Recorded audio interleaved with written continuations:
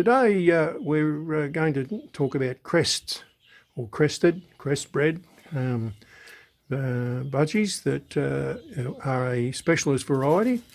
They've been on the show bench as a variety on their own for the last 10 years, and before that a lot of breeders didn't want to know them. They were only little skinny pet shop type birds, but now they've become quite competitive on the bench.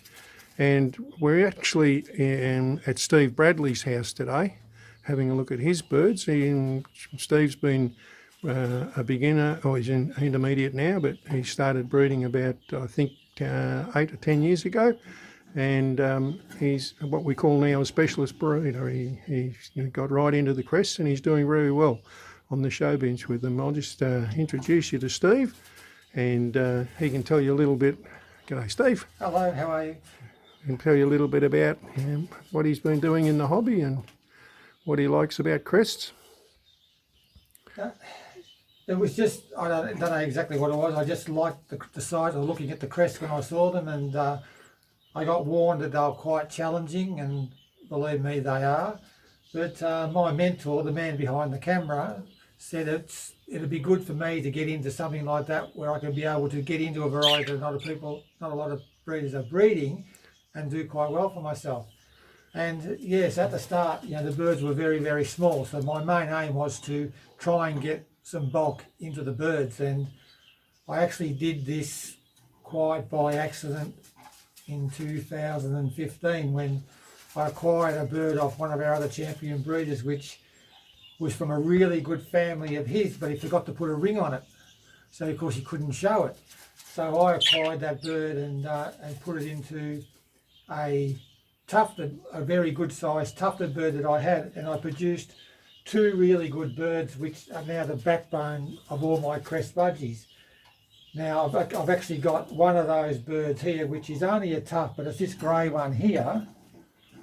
He's a 17 bird, but as you can see, he's very good size. He's got a tuft on the front and also a disturbance at the back. There was him and his sister was a grey-green spangle with just a tuft, a very, very, very small tuft at the front.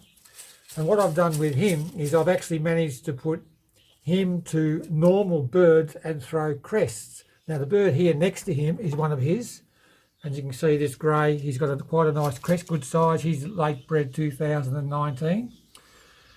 And getting back to this grey bird, his sister's no longer with us, but she was a beautiful big bird as well. But I managed to pair her with this dominant pied crest-bred cockbird, which I bred as well in the early stages. Now this bird here and the tuft have thrown me these birds here. Now that's a crest bred. Yeah. It's only got a slight disturbance. It hasn't got that's crest. A crest bred. It's a dominant pied. Yeah. I'll go back over this one here. This bird here, he went to the Nationals last year and ended up 6th in the country. So he was out of that. See if you can get him up on the perch. Come up on the perch. This one's he's a bit dirty because I've just dragged him out of the nest box. He's actually got a nest going at the moment. He's a nice bird. He's got a little bit of flecking on the top. He's got a beautiful crest, and he's a good sized bird. Now the birds, there you go. That's a good look. Yep. He's a good looking bird. Now immediately this one here these are last year's birds. So these are all black ringers. Now this is one nest. They full brothers. They're both full brothers. Full family, yes. Same family, same parents. Different year. Different year. So we've got a very good. He's probably about a 3/4 crest. He's at, where is he? At the back here. This one. This is, and then there's 2 hens. The hen that you're looking at on the left is a tuft. And the other one's actually got 3 very small crests. The opaline spangle grey-green has got 3 small crests on their head. But they're full brothers and sisters to the blue dominant pied and the sister of that grey, which is no longer with us. So now I'm actually breeding with this lot and waiting to see what the results will be. This one here came first at the Adult Bird Shield earlier this year. So he's actually, that's his award up top. He's related to these other ones through an extra line going back to that bird I got back to. This bird here came second. And the one that went to the Nationals last year came third to these two. Now the reason that happened is these other two birds that didn't go to the Nationals are actually multi-crests. So if you have a good look at them on the top of their head, they've got a nice crest at the front, but they've got another big crest at the back. So at the Shield this year, the judges actually thought that because these birds are so much bigger, good deportment, and very big shoulder, they were better than the bird that actually went to the Nationals. But of course, when you show a crest, the crest is the most important, the size, and then it goes back to size and actually the standard that the bird that we breed to. Okay, what I say, when the birds are being judged, actually 30% or 30 points out of the 100 is about the crest. So it's quite important that you actually have that good circular crest, which is in the centre of the top of the head. Now I'll just show you some other birds here. This is a double factor spangle. He's a 17. He's got a beautiful crest at the front and also, but another one at the back. So you called him multi-crested. This one here is an 18 going through a bit of a molt. He's also multi-crested, but beautiful, good-looking bird. He's actually the son of this other yellow one here. Here, this hen is tough. You can have a good look there, Vic. You can see it's got like a half circle at the front. The one above it is a nice full circle. This is one that I actually had good plans for this year. That's a normal, just a single full circle. He's a single crest, full circle. And his brother's actually quite a bit bigger than him, but he's only a tuft. This one down here is just a tuft. You can see on the top of the head, but you know, I'm getting nice big birds, good size. They're big in the hand, which is what you want. And that's the best one you bred this year, is it? That's the late last year, so that was probably about the mid-December, that one, with a normal hen. As Steve was saying before, we're breeding and showing these birds for showing. So when we're going to show any of these birds, we have to try and breed to the Australian standard, and we're all aiming to breed the bird that matches that standard as best we can. And the picture of that budgie on the front of the stand is pretty well close to what we're trying to breed. Now, in the standard, there's a detailed section for each variety of bird. And if we go to the page for crested, it talks about the three types of crests that are acceptable on the bench, which is full circular, half, and tufted, and that there is 30 points awarded for the crest itself and 70 points for the overall bird. So if we talk about that 70 points for the overall bird, we'll come back here and have a look at that budgie there, and you will see that's what we're aiming for. Now, a lot of birds that you see, crest birds and tufted, they're around about this size. They've a bit smaller, they don't have the shoulder, and that's what you've got to actually work with. And that's what Steve's been doing, is working with birds like that and building them up to they look like that. Where this bird's starting to, if he didn't have his crest there, he's starting to look like the standard for the overall budgie. The right size, the shoulder, deportment, there's another one there. The crest tends to throw you a little bit because it makes it look like they've got their head tipped forward, but it's not. But they've got shoulder, they've got length, the overall length of the bird, the way they stand on the perch, depth of mask, spots, and that is why he's starting to win on the bench. Now, if you start off with these birds with crests, with smaller crests or smaller shoulder, which is quite often the case of what you have to do, you need to put them into really good normals. They don't have to be a specific variety. You can show a crest of anything, a green, blue, a spangle, an opaline. Usually don't put them into recessive varieties, put them into the big dominant varieties. A dominant pied, which is what Steve's been working with.